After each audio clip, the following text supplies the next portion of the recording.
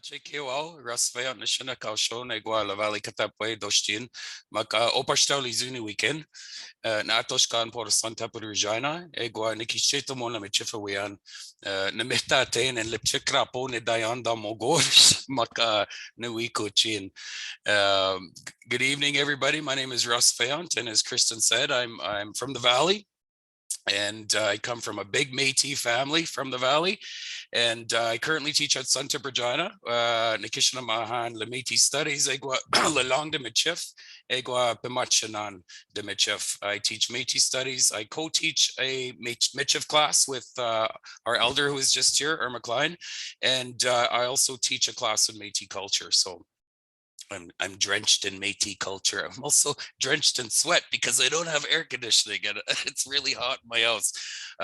Yeah, I also said, sorry, I'm fighting a cold right now. I said I have a little frog in my throat, but I'll persevere and hopefully you can hear me. And if not, feel free to put a question in the chat, and I'll try to keep an eye on the chat as best I can. Kristen told me that there was over 100 people registered tonight, so I promised that only half of them were my family. It looks like another maybe 3/4 are my students. So I also see lots of familiar faces. It's nice to see. I know that there's some people in here who are a little past beginner stage, but thanks for showing up anyway. Some of this will be review for you, and I also see a lot of new faces, and hopefully we'll learn together over these next 10 weeks, and we'll all learn a little bit of Michif. It's quite an important language. It's a beautiful language. It's also a language that is going to sleep, as we say. We don't say languages die, we say languages go to sleep. And so the last Stats Can report indicated that there were less than 600 speakers in the entire country who can carry on a conversation. And the vast majority of those speakers are actually in their 70s, 80s, and 90s. And so we're kind of on a precipice right now when it comes to our language, and trying really, really hard to wake it up. I just came from a 3-week Michif immersion camp that we hold out in the Valley. And so I see some of my students that were there. I guess they didn't get enough of me over the past 3 weeks, so they've come to hang out with me tonight, which is cool. And I think that that's a great sign, because you have to live in Michif. I think for all Indigenous languages, not just Michif, but for all of our languages, we can't take them on and take them off. We have to live in them, and it's the only way that we're gonna wake them up and save them. So welcome everybody. I hope we have lots of fun over these next 10 weeks. I have a plan. It's quite flexible, and I'd like to take this where you would like to take it. I think tonight we're going to learn a little bit about some of the history of Michif and where Michif comes from, and hopefully by the end of the night we'll be able to introduce ourselves in Michif, so that the next time we see each other on Zoom or maybe in person in the community, we'll be able to actually use the language with one another. Just a little bit about how long I've been on this journey. I come from a really proud Métis family, and I get told a lot that I'm lucky that I come from a family that held on to its languages and traditions. I don't at all see it as luck. I see it as an intentional act. I come from a people from the Road Allowance community on Katepwa that fought really hard to keep their culture, to keep their language, and to keep who they were, even if it meant that they were denied certain opportunities that other people got.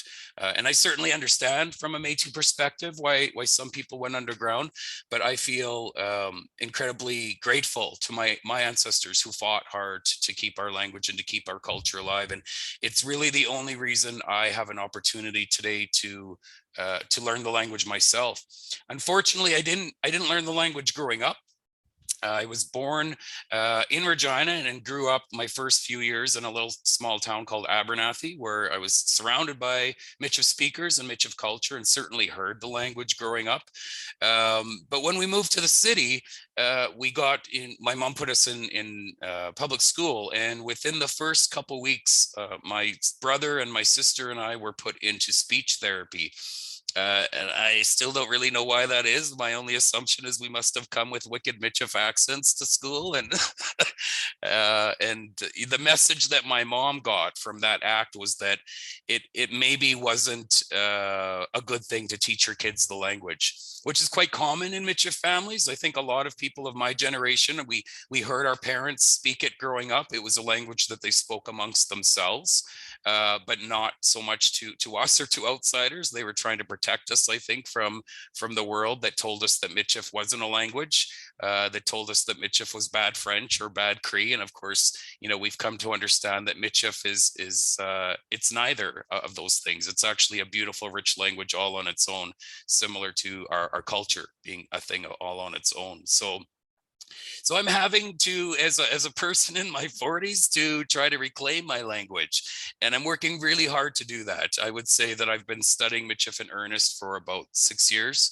And I work a lot with Irma, who you met during the prayer, as well as my Uncle Larry and a couple other of my uncles and aunties who are gracious enough to let me bug them and to visit with them and to share their language with me.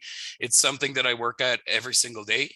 I taught Irma and my Uncle Larry how to Zoom, and that was an adventure all on its own. But I did that because they don't live where I live, and I needed to have everyday contact with Michif speakers, because as many of you probably know, there aren't a lot of resources out there for us to learn. And so the best resource that you can learn from are actual speakers. And for many of us, that means our old ones, our Nookums and our Mushums and our taunts and our nooks and all of our relatives. So that's a little bit about how I kind of fell into Michif.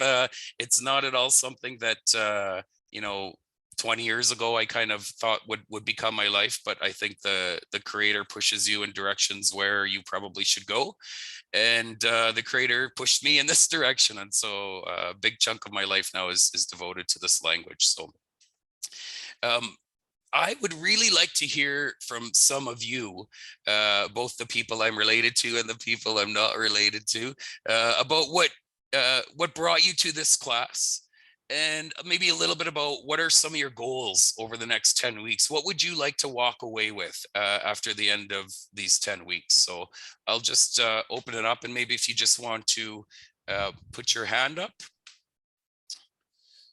Call on you. Sure, Nicole. Nicole Brabant, as we would say in the Valley. My kokum used to say Brabant, we would say. Hi Russ, so nice to meet you. So happy to be here. And I guess I'm here. I currently live in Treaty 13 territory in Toronto.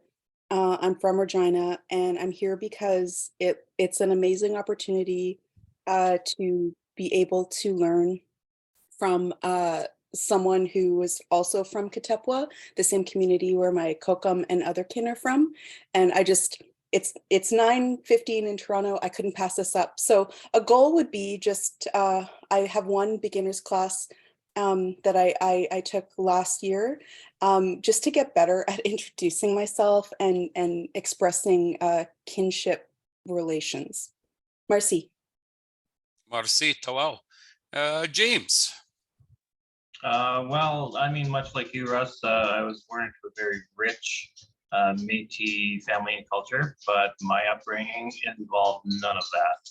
Also had speech therapy in school, presumably because I would have not spoken English as a toddler. My sister is doing great things in Toulon, Manitoba, with Métis. And I'd like just to get the ball rolling with my own personal development and reclaiming that culture. And I mean, as an aside, I think there's an opportunity for a conversation for some technology that I'm building that might align with the goals of yourself, your peers. But that's a conversation for later. But for now, I'd just like to start reclaiming the culture that I know I had, and by no choice of my own was removed from. Marcy. James Tandeo Oshtian, where are you from? Right now I'm in Regina. I'm originally from Fork River, Manitoba. Oh, okay. So not too far from Dauphin. Good. Igwa Wenatu Sur, who's your sister? Jennifer Chartrand. Okay, yeah, I've heard of her. Cool. Thank you for sharing. Debbie. Hi, I'm Métis on my maternal side on both lines, and my mom's maiden name was LaFontaine, and Allery was her maiden name. Yeah, Allery/Henry. And I took a class last year. I grew up hearing the language. I know just a little tiny bit of it, sort of.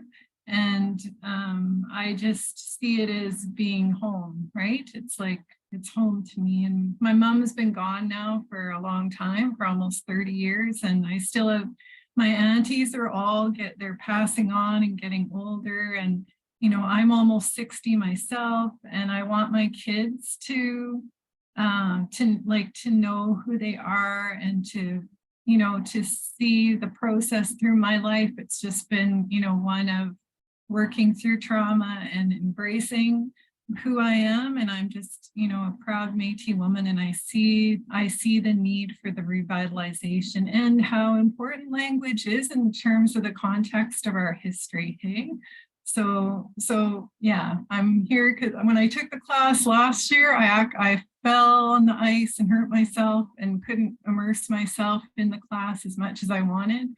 So, and I know, like, hearing you, yeah, I see that it is a process of learning. And so I'm interested in your immersion class. That sounds so like that's the way to learn, I think, right? So anyway, thank you. And my mom she grew up in St. Clara, Manitoba. Cool. Potqueli Kozeni Anan, maybe we're cousins. Koz Nawakama Wakli Li Alari, Egwali Li Raset, Li Klein, Li Kajinal. So yeah, I'm related to Alari. So maybe we're cousins far back. So welcome. Lila Phillips. Long time no see. It's been a while, but I'm like the Little Mermaid. I just want to be where the Michifs are. So just every chance I can get to learn and practice and find community and be with communities. Nice. It makes my heart happy. So. Well, just keep swimming. Oh wait, that's the wrong fish. Just keep jigging. Just keep jigging. Yeah. I see. I gotcha. Awesome. You know, something that Debbie said that I think Lila kind of touched on is you know, not long lami chin, and it's good medicine, our language. It heals a lot. It heals our communities. It heals some of the trauma that we have in our past. So it's you know, it's nice that some people are recognizing that. Victoria. Oh, I hope I unmuted myself properly here. Okay, well, I grew up in an Irish Catholic family. The last 4 years, I've gotten to know this amazing man, my son-in-law, and he's a Métis man, and he has been teaching me a lot about the culture and a lot about, you know, the beauty of it, and teaching me all the things that he can. And now that I'm going to be a grandma, they're giving me a grandson, this will be part of him. So I want to understand and learn as much as I can, because this will be part of him as well. So I'm doing everything I can to learn, so I can be present and be part of this side of his life, and this part of him. Wow, that's a deadly mother-in-law right there. Oh God, yeah, of course I am. that's awesome that you want to support your family and their Michif journey. That's right on. It's very important. Yes. Great. Okay, let me see if I'm missing anybody here. Scroll through the pages. I don't see anybody else's hand up, unless I'm missing anybody. You're all being shy. Even those of you that I'm related to. Probably especially those of you that I'm related to. Okay, well, if nobody else wants to share, then I think what we'll do is we'll quickly go through the course outline.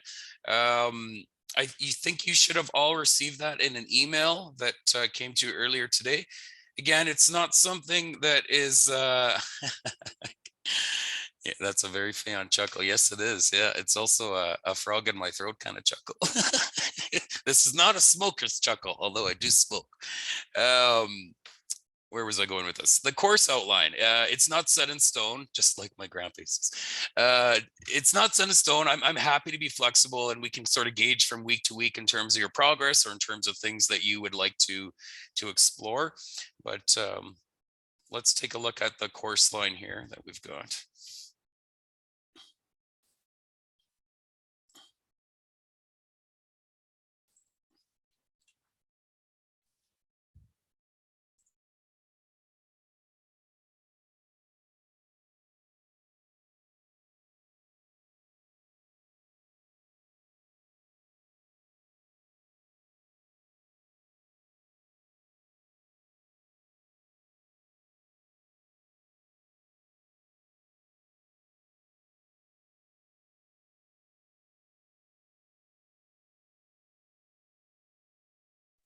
Sorry, it's being a little pokey here. It's opening up as we speak.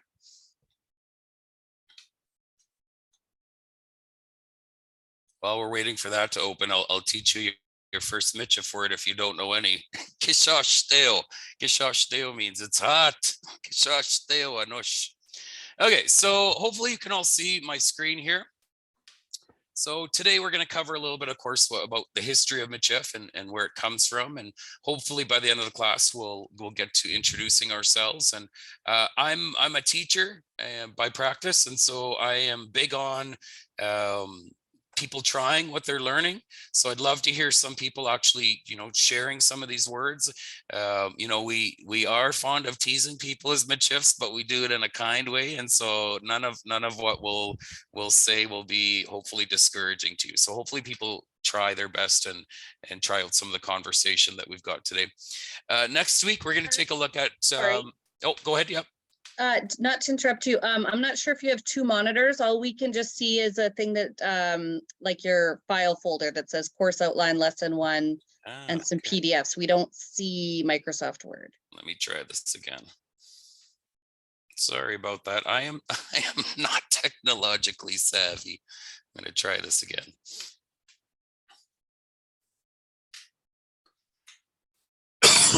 Oh, sorry about that. Okay, how's that? Can you see that? Yeah, now we can. Okay, thank you for that, Amanda. I appreciate that. Okay, so next week we'll take a look at days, months, and some time phrases, which are handy to know.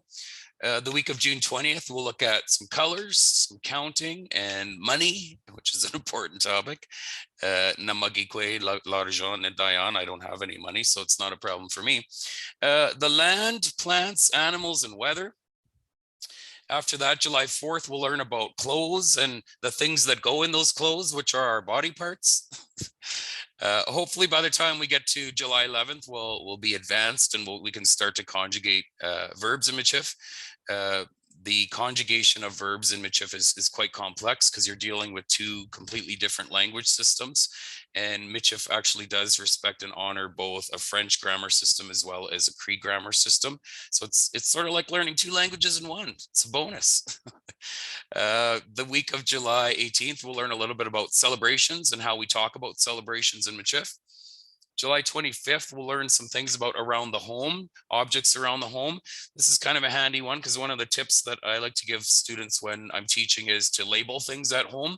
And to be honest, I'm not one of these people who thinks that spelling counts. Michif is largely an oral language. And while I do agree we need to start writing it down, my old people always tell me that the most important thing is to say things right, not to spell them right. We're going to talk a little bit on August 1st about constructing simple sentences in Michif. And then we'll use the last session on August 8th to explore some resources that hopefully will help you to continue some of your own learning. Any questions about the course outline? No. All right, so I'm going to stop sharing that. Two resources that you might want to check out, and I'll put them in the chat. The Michif to Go app. Some of you might be aware of that one. You can get it either on the Play Store or the App Store. It's an app that was developed by the Gabriel Dumont Institute, as well as with Norman Fleury, who's quite a well-known speaker in the province. And it's really handy because you can actually look up a word and then it'll say the word to you. So it's really good for pronunciation assistance. Another really awesome website that you definitely should check out is michif.org. This is a website that is developed by a group of people called the Prairie to Woodlands Language Circle. They are out of Brandon, Manitoba, and they do amazing work in terms of recording Michif. Thank you, Angie. Angie's saying you want the blue one, not the red one, when it comes to the Michif to Go app. But the Prairie to Woodlands Institute does some amazing work. They also have online lessons that you can take that will help you to understand grammar a bit better, as well as learning a ton of vocabulary. There are very slight differences in Michif depending on where you are in the homeland, but for those of us that speak Heritage Michif, or what I like to call Turtle Mountain Michif, that form of Michif is completely equal in terms of its spread of Cree and French grammar. And Turtle Mountain Michif can be found in Manitoba, Saskatchewan, as well as parts of Alberta. Okay, if there's no questions about those things, I want to go on to taking a look at a little bit about the background of Michif. So wondering if any of you, what do you know about Michif and how did it come to be? If somebody wants to share, you can just speak right up. What do you know about Michif? Where did it come from? Is it a type of pidgin, which is like a language that comes together where trade happens between groups that speak different languages? Is that right? You're definitely right that it comes from the trade and from our history as buffalo hunters specifically. A really smart guy named Peter Bacher, who we're going to take a look at, was very careful to not label Michif as a pidgin. Pigeons usually and Creoles are classified as languages that are mostly one language with a little bit of other language mixed in. Michif doesn't fit those parameters as a language because it borrows equally from Cree and from French. So what Peter Bacher refers to it is a mixed language rather than a pidgin or Creole. But you're definitely right about the trade history. Absolutely. Anybody else have any thoughts? I love Michif because I believe it's a reconciliatory language, that it like honors both families. So the French and the Métis, I guess, are the First Nation side. You were listening to my last lecture to you, Colin. A little bit, yeah. Yeah, I quite often say to people, it confounds me sometimes that we struggle so hard to find successful models of reconciliation in this country, because we've had one for 200 years and it's called Michif. When you learn a language, you learn the worldview of the people that speak that language. And so in Michif, when you're speaking it and you're thinking in it, you're simultaneously thinking in a settler worldview and an Indigenous worldview. And it's the only model of reconciliation that we have that looks like that and sounds like that. That's not an add-on. That's actually living and breathing simultaneously in two worldviews. So one day I think people will listen to me when I say stop looking around for models of reconciliation, because we have one. And all we need to do is adapt the principles of Michif as a language and use those principles in our reconciliatory work. Because it works. Okay, so hopefully you can see my screen here. It's a little bit blurry, but it'll clear up here in a second. So this is a picture I've got here on this first screen. Let me know if any of you can't see this. I'm assuming it's good because I'm not hearing it. We can see it. Good. This was a picture of the very first language camp that we did on the land. Irma and I actually developed Michif course close to 10 years ago. And for the first few years, we did it in the classroom. And at the end of every semester, we walked away from that classroom and you know, did some self-reflection, and we're like, well, what did students learn? What did they hold on to? And to be honest, we were lucky if after the first month after class, they still knew how to say tanche. And some of them weren't even saying that right. And so we did a lot of self-reflection, and we asked ourselves, well, there's got to be a better way to do this. And so, of course, I looked at some language theory. I know there's great things being done in language with the Maori and their language nests. Also in Hawaii and the Navajo all have really amazing language examples. But ultimately, we went to our old ones, the speakers of the language, and we asked them, how should people learn this language? And they looked at us and said, the way that we did, which is on the land and at home and doing everyday normal things, not in a classroom. And the interesting thing that we found was that we had a hard time getting old ones to come to the university because it's a cold institutional place in a lot of respects, and they felt very uncomfortable there. And the minute the old ones came out onto the land, they inhabited their teacher bodies instantly. They just became the most amazing teachers without, any education degree at all. And the students as well became a lot less shy, became a lot less inhibited. And of course, the number one thing that will kill language learning is shyness. You can't be shy when you're learning a language. You have to take risks. And so when we started taking students out on the land, all of that changed for us. And so we've been doing that ever since, and we've achieved some amazing results, as maybe several of my students who are at camp and who are in on the Zoom will attest to. So what is Michif? Kekwaila Michif. This is a quote that I've taken from Peter Bakker. Peter Bakker was a Dutch linguist. I really wish I could have met the guy. I always wonder why he was, sitting in the Netherlands one day and flipping through books and decided, I'm going to go learn this random language called Michif in Canada. And he did that. He came to the Valley as well as several other communities in the 70s and 80s, and he lived with Michifs. And he actually absorbed the language that way, by, sitting by campfires with them and helping them to cook and doing all of these things.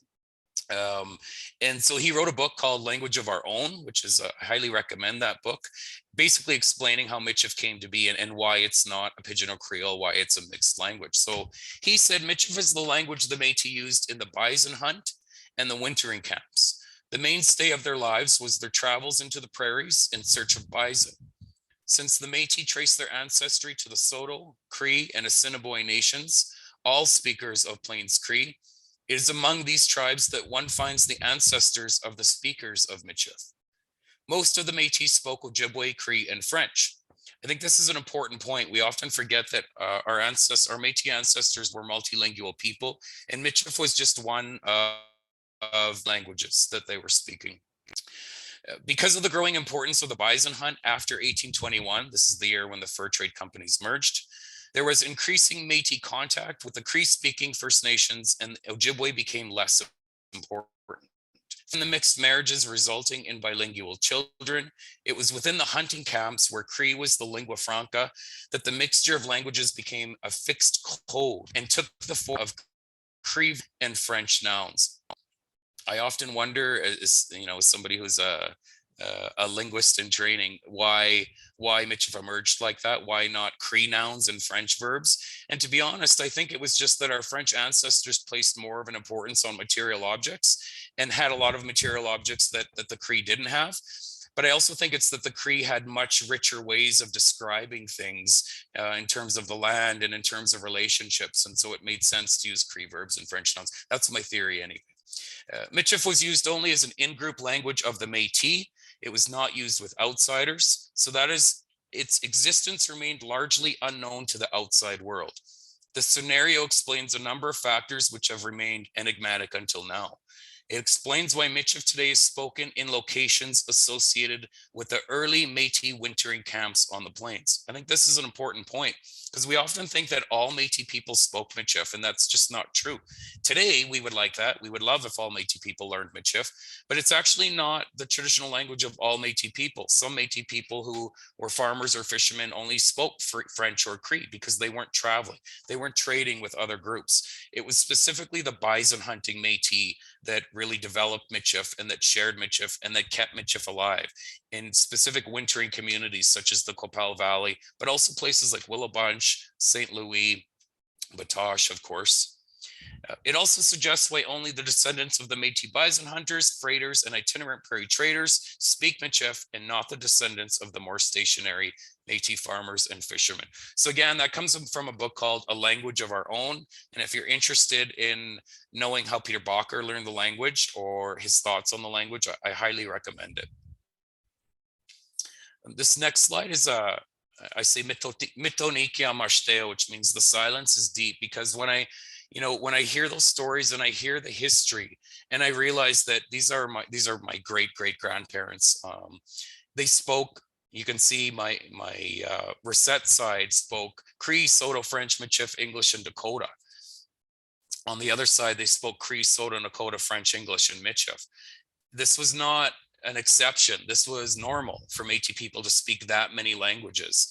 And I can't help but think how sad it is today that as Métis people, most of us really only speak one. And some of us, like me, don't even speak that one very good. So these are my great grandparents. So this is down a generation. These people spoke Cree, French, Soto, Michif, and English. So you can see by this generation, they've settled onto the road allowances. They're no longer hunting bison. They're no longer in contact with our Cree cousins, because of course, at this point, the Cree had been placed on reserves and we were cut off from our cousins in that respect. They couldn't come see us. We couldn't come see them. So Michif really becomes an insular language at this point, and we start to see a reduction in the amount of First Nations languages that our people are speaking. This picture here is my mom's generation. She's the little girl here on the far right with the, I guess we'll call that a bowl cut.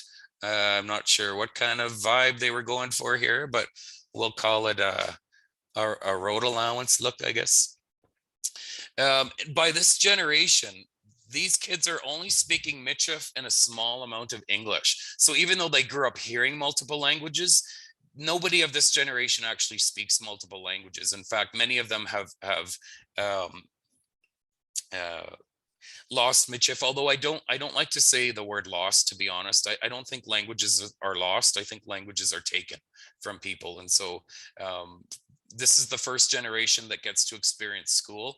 For a long time, Métis people were denied school in the province because they lived on road allowances and weren't tax-paying citizens. They were squatting, a lot of them on Crown land. And so they were denied schooling until, of course, the CCF government took power in the 50s, and suddenly school opened up for Métis children, which was great. But it also meant that this was sort of the death knell of the language, because they weren't speaking Michif anymore. They were speaking almost exclusively English, particularly when they moved into towns and cities to get jobs. So this is my mom and me on the far right. My mom she grew up speaking Michif, that's her first language, but she's forgotten quite a lot of it because there's very few people to speak it with. So she speaks mostly English. And then this is me, and I speak English and pretty poorly.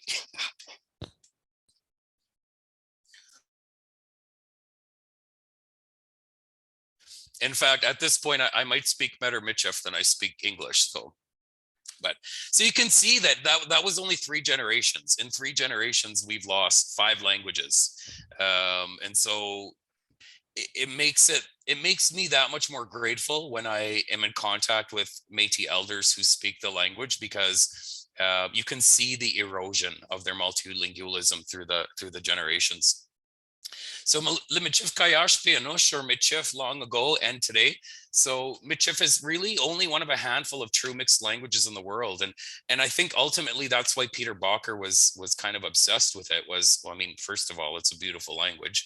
But second of all, he himself writes that he had rarely seen a language in the world that is truly mixed, so half and half, but also that comes from 2 completely different language families.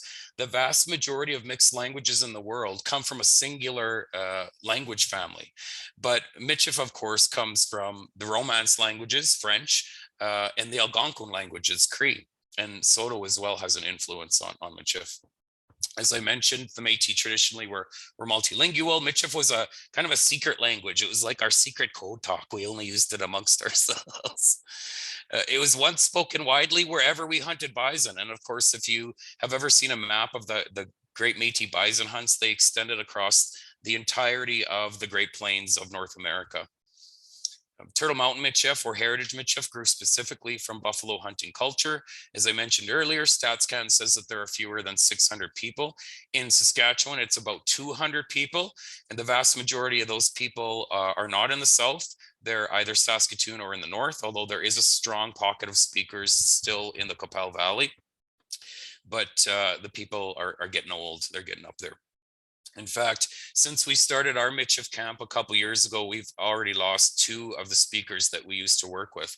Defan Alex Pelche, Egua Defan Roy Patra, who were really instrumental in our first camps. And unfortunately, they have both passed on now.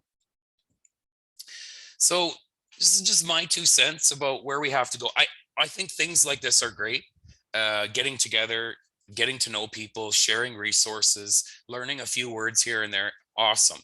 But unfortunately, I'm a bit of a cynical person, and I don't think efforts like that will save the language. I don't think calendars will save the language. I don't think posters will save the language. I think, as I mentioned earlier, you have to live in the language. And I think one of the things that will help us to do that is to have multiple leveled Michif immersion camps throughout the year. I think that there's lots of beginner experiences, and that's amazing. It's you know, we're a lot further ahead than we used to be. But now we need to start thinking about supporting the intermediate learners, because we ultimately need to work towards fluency.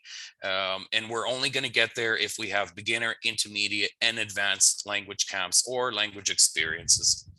Many of you might have heard of the mentor apprenticeship model or the MAP program.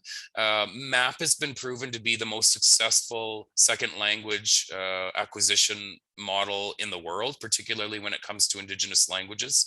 I had the great fortune of meeting its inventor, Dr. Leanne Hinton, who works out of California, and she has helped to save countless Indigenous languages. The essence of MAP is this: find an old one, do things with them in the language. Ta-da! That's it. So in MAP, you do things like you wash dishes together, but it's all in Michif, or you do the laundry together and it's all in Michif, or you go shopping together and it's all in Michif. And of course, in the beginning, it's the speaker doing all the talking, but by doing the everyday normal things, you absorb the language in a much faster and much more holistic way than you would, say, from a book or from written lesson plans. We have to build a community context for the creation of a speaking community. I think things like this are getting towards that. I think this is a catalyst. Hopefully at the end of 10 weeks, we'll feel like we're friends, and maybe, you know, build some connections where we can help to build an online community together. Or maybe for those of you that are in Regina, you know, even maybe building an in-person speaking community together would be awesome. I work at a university, so I'm always looking for ways for our institutional partners to support languages. I think that quite often, hopefully nobody from the U of R is here, although I love the U of R. I think quite often reconciliation doesn't go far enough. I think for me, ultimately, reconciliation is a restoration of what we had as Indigenous peoples. That's more than programs. That's more than the odd grant here and there. I want what we had, and that's our land, it's our languages, it's our systems of economy, it's our social systems, it's our kinship systems.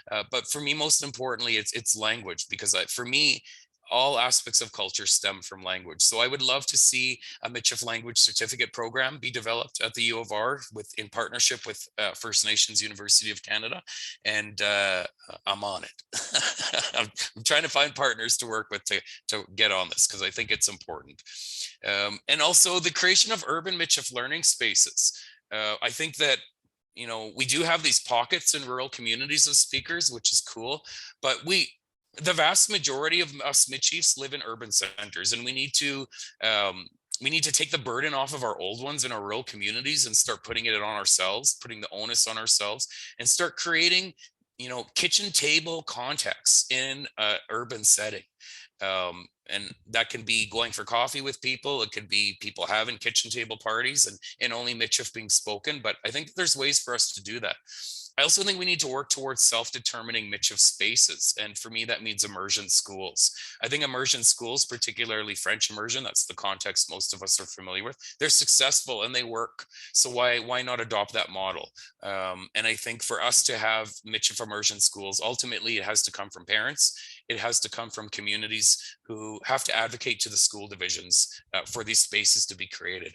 We currently have in-class Michif programs in Regina, which is awesome. It's a great start, but again, those classes likely won't save the language in the time that we have left, which I estimate is less than 10 years based on how old people are. Irma would slap me if she was here. Just a couple quick things about what I've learned doing this work. I've learned I know nothing. I've learned I know nothing. I've learned that if language work and language learning isn't humble or humbling, you're probably doing it wrong.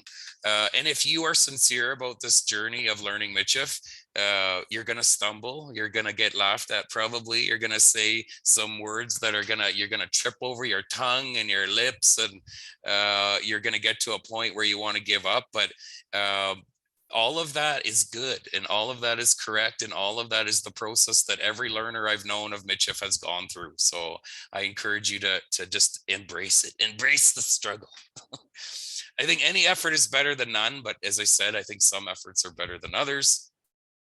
And as I said, I think we need to take the burden off of our old ones and put it on ourselves, but also I think we need to privilege the work of Indigenous people. I think there's a lot of non-Indigenous people who are doing the work, but ultimately I think we need to privilege the work and the voices of Indigenous people because it's their language to save.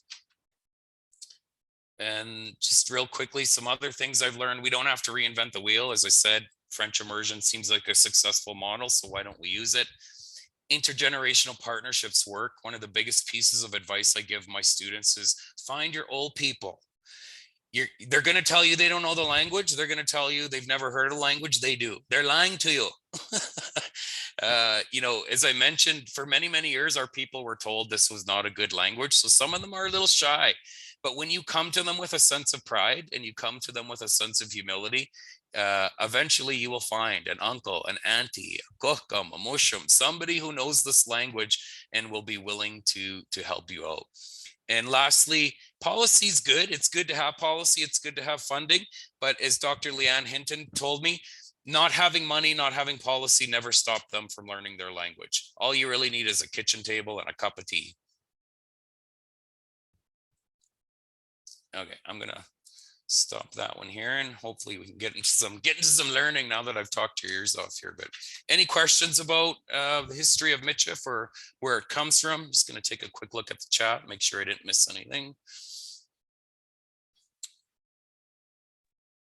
I have a question. Sure. Is the Heritage Turtle Mountain Michif the same as Northern or Southern, or is it different from those? It's a really, really good question. The simple answer is it's related, but it's very different. When you look at the northern dialect of Michif, which is largely only spoken in Isla Cross, it is about 75% Cree with about a little mixture of some French nouns mixed in. I'll get lambasted for this, but in my humble opinion, to me it's a dialect of Cree. It is definitely a cousin of our language, and the people of Isla Cross most certainly refer to it as Michif, but it's not a true mixed language in the sense that Heritage Michif. Similarly, some of you might have heard of French Michif. There are pockets of French Michif that are spoken in Manitoba as well as in places like St. Louis. It's largely French with a little bit of Cree mixed in, so it's not a true mixed language in the sense that Heritage Michif is. So hopefully that answered your question. Somebody asked. What about Southern Michif? Southern Michif, Heritage Michif, Turtle Mountain Michif are all the same. Oh, it's all the same. Okay, got it. Yep. Yep. Why not Michif First Language Schools? The language acquisition is better. The only class in English. Yeah, I agree. Michif Language Schools would be amazing. Maybe we can get our governments on that, eh? Anybody here from the MNS? We need a Michif Language School. I'm making friends with them right now for work for us, so I'm on it. Good. Okay, I'm going to move on to the actual lesson that I had planned, and hopefully we will learn a little bit about how to introduce ourselves here. So the first thing you need to know in terms of introducing yourself is how to say hello.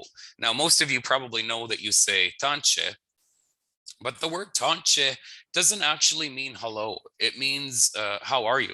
So when you say tanche to somebody, don't be surprised if they answer back, because you're actually asking them, how are you? Got it here.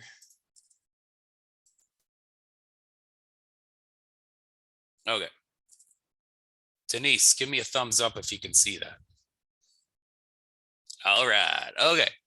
So yeah, generally when a Michif speaker greets another Michif speaker, they'll say tanche kia.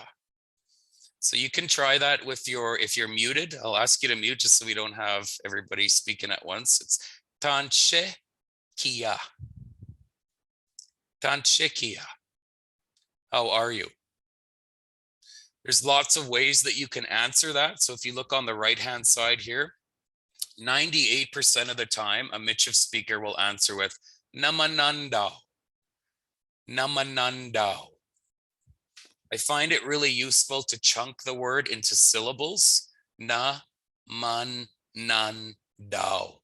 Namanandao, which literally means nothing's wrong with me. Although that would be a lie for me today. Another way that you can answer, this is a very French way to answer, is toujours pareil. Toujours pareil. Toujours pareil. It means I'm the same as I usually am. So I'm good, bro. This is what I would say today. Ne ahko shin, which means I'm sick. Ne ahko shin. In lipchir rumne dayan, I have a little cold. Ne ahko shin. Now in Michif, when you see an H, like you do after the A here, it's really, really important to push it out. So hopefully you've had a tic tac that day. Otherwise people aren't going to like you very much, because you're going to get real breathy with this language. So it's ne ahko shin. Ne ahko shin. Another really common response is to say I'm good. And how you say I'm good is nemiyoyan. Nemiyoyan. Exactly how it's spelled. Nemiyoyan. Nemiyoyan. If you're tired, maybe you had a long day at work, maybe you had a long day in the coal mines, and you want to say, well, I'm pooped. You say, dayeshko shin. Dayeshko shin. Dayeshko shin. Generally, after a person answers, they'll reply with kiyamaka, which is saying, how about you? I'm tired. How are you? Okay. So the conversation would sound like this: Tanchikia, namanandao, kiyamaga. So we'll do that one more time, and I'll get you to repeat after me, and I'll do all of the responses. Okay. So tanchikia, namanandao, toujours pareil, ne ahko shin, nemiyo yan, dayeshko shin, kiyamaga. So now I'm going to put some of you on the spot. It's a nice supportive environment. Nobody's going to laugh. Well, you can laugh, but just don't laugh loud. Just cover your mouth when you laugh. Be like, whoa. Sounds real deadly. Let's see here. Bishop. Long time no see, Bishop. What do you mean? Bishop Tanchikia. Namanandao. Oh. Yamaka. Naakoshin. That was good. That was very good, Bishop. I had to catch up. I missed some. I think you would have done well at my camp. Let's see. I'm gonna scroll down here. Julie Mitchell, Tanchikia.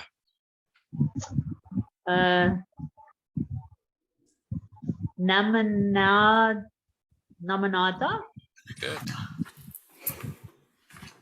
Yeah. Kiyamaka.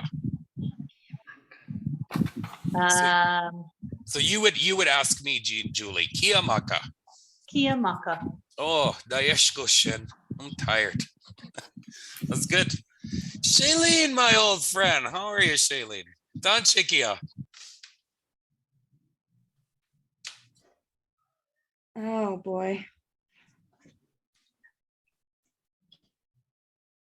Dayashkoshin. Oh, Dayeshko-shin. Mm-hmm. Dayeshkoshin. Dayashkoshin. Kiyamaka. Oh, toujours pare. Let's see. Good job. That was awesome. Okay, hopefully I pronounced this right. I think it's Jinx. Jinx? Don Chikia. Ni Mioyan. Ah, very Kiyamaka. good. Nishta. Me too. Nishta's me too. I'm good too. That was great. Let's see here. Shannon Fayant. Don Chikia. No, let's see. Nia Akarshun. I can't say that now. I was practicing it. Akoshin. Namananda. Oh, Yeah, Namananda. Namananda. Kiyamaka. Toujours pare. Let's see here. Aliyah Kashawadam, McGillis. I know you. Don Chikia. Namananda. Kiyamaka. Akoshin. Oh, still got it, Aliyah. Still got it. Aliyah was at my camp last week. Let's see here. How about James to go? Don Chikia. Ni Mioyan. Good. The green on white is hard. Kiyamaka. Namanando. That was perfect, by the way. Great pronunciation. Yeah. All right. Now My lips were made for it. Oh, excuse me. You got those Michif lips, eh? Yeah. Good. Okay, so this next one here, if you can see where my cursor is, it says Kekwai Shinika Shoyen. So if you guys want to say that with me, Kekwai Shinika Shoyen. So you've got this H right in the middle of the word. You've really got to push that out. Shinika Shoyen. Kekwai Shinika Shoyen. So that's how you ask what's somebody's name. What you're actually literally saying is, what are you called? I don't care what you're called, just call me. And of course, you would answer with your name. So you can just answer by saying Russ, but if you want to be real fancy, you can put the whole sentence together. Russ de Shinika Shun. Russ de Shinika Shun. So I'll do the whole thing one more time. Kekwai Shinika Shoyen. Russ de Shinika Shun.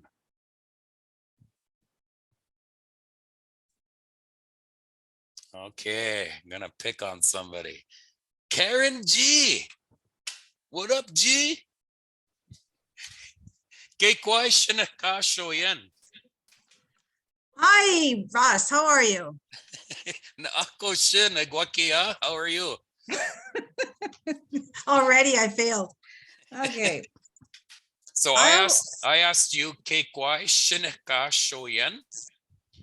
Karen, the Shineka Shun. Oh, perfect. You've done this before. I'm actually taking a language with the Western Region 3. Oh, right on. So this is all old, this is all old hat for you then. No, but I still need to know it. I don't get it still. It's tough. It is tough, but you did well. Kimi Ototen, you did well.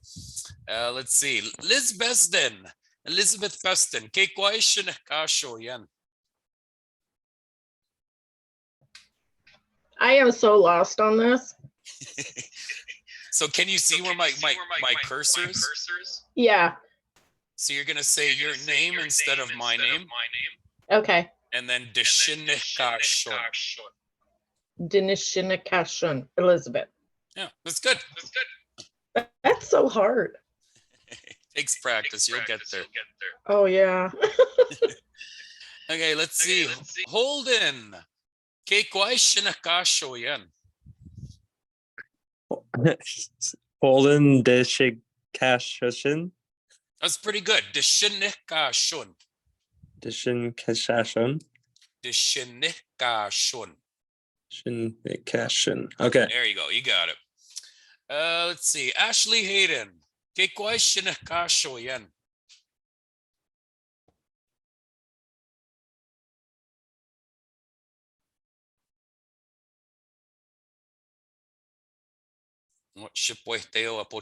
Maybe she left. How about I don't know. I think it's Gianna or Gina Dunbar. Kekwai Shinakasho yan. Gina Dishinakshun. Shinikashun. Shinikashun. Good, right on. Okay, the next one here is how you ask somebody where you're from. That's usually what Michifs want to know. They want to know, where are you from? Who's your mom? You got any money to lend me? Just kidding. Tande Oshchien. So you can say that after me. Tande Oshchien.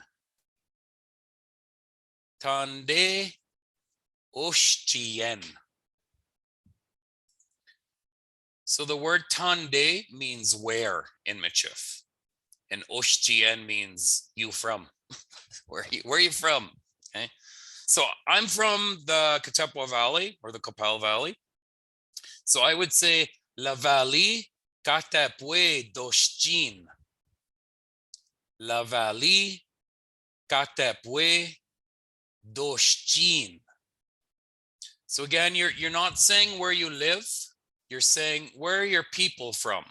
Because let's be honest, nobody's from Regina. We're all from somewhere else. So let's see. Leslie Kingston. Tande Oshchien.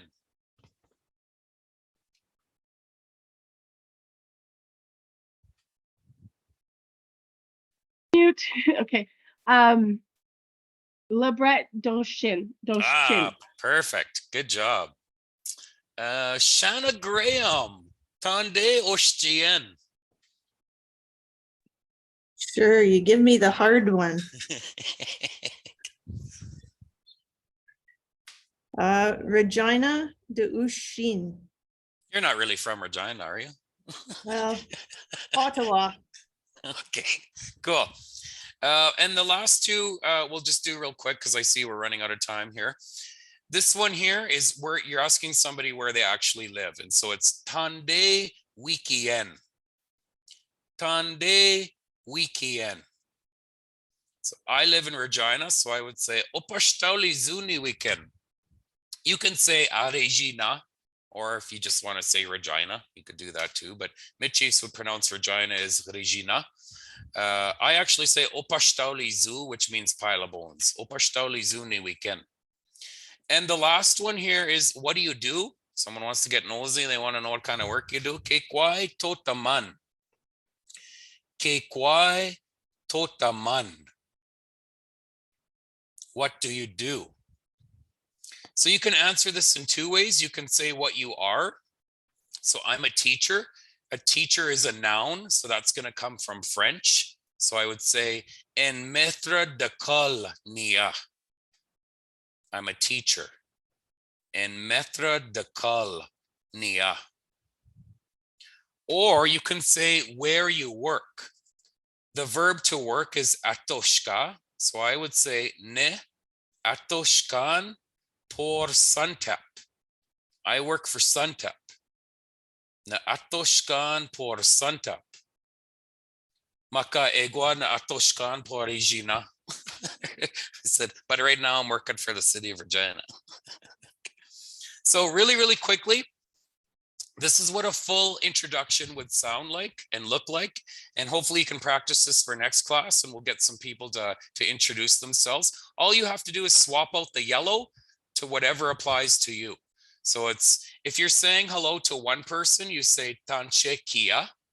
But if you're saying hello to multiple people, you need to add a wow. That's how you pluralize. So you'd say tanche kia wow, ras de shinakashon, la valley katapwe doshjin, opashtauli zuni wikin, and mithra de kolnia, o ben ne atoshkan por santap.